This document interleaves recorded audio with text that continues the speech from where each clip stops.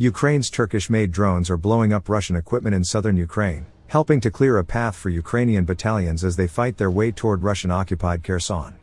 Videos that have circulated online since Kyiv announced its long-anticipated southern counteroffensive on Monday depict the 1.5-ton, propeller-driven Bayraktar TB2 drone striking a Russian mortar team and a self-propelled howitzer. It's likely there have been many more drone strikes in the south in recent days, there's just no visual evidence yet. The southern drone strikes underscore the durability of Ukraine's TB2 force as Russia's wider war on Ukraine grinds into its sixth month. The Russians, despite their best efforts, have failed to destroy enough TB2s or supporting equipment to ground the force. The strikes also hint at the effects of the Ukrainian Air Force's ongoing suppression of enemy air defenses campaign.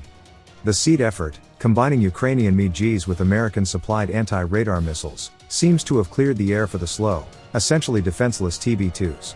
It was an open question, in the days leading up to Russia's invasion of Ukraine on the night of February 23, whether Ukraine's roughly 24 missile-armed TB2s even would survive the first volley of Russian missiles.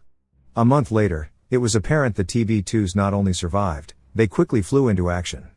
In those critical early weeks of the wider war, TB2s belonging to the Ukrainian Air Force and Navy dismantled whole swathes of Russia's frontline air defense network, then began striking Russian tanks, trucks, trains, command posts and even ships at sea.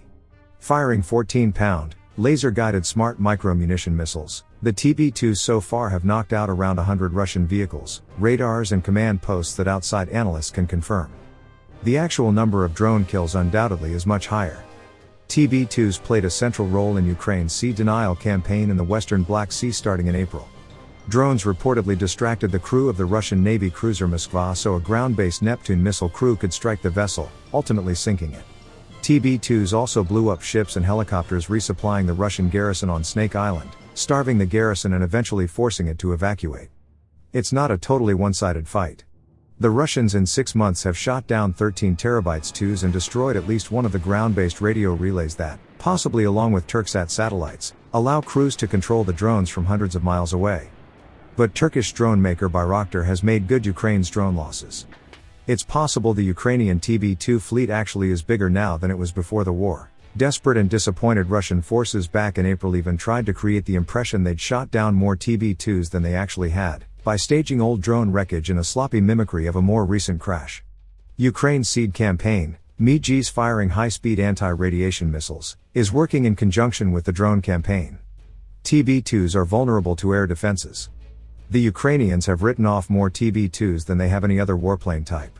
But as HARMs knock out more and more Russian radars, surface-to-air missile launchers and ground-based air defense guns, there are fewer obstacles to TB2 strikes. The drone crews can hunt targets at their leisure. Ever freer to strike Russian forces, the TB2s could play a key supporting role as the Ukrainian counteroffensive develops. The mortar and howitzer the drone crews knocked out this week could be just the first of many victims.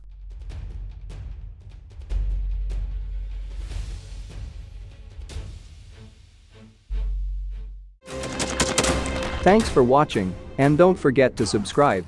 Also, if you want to support Warthog Defense, please become our member and get early access to new videos, exclusive members-only videos, and become administrator in comment section.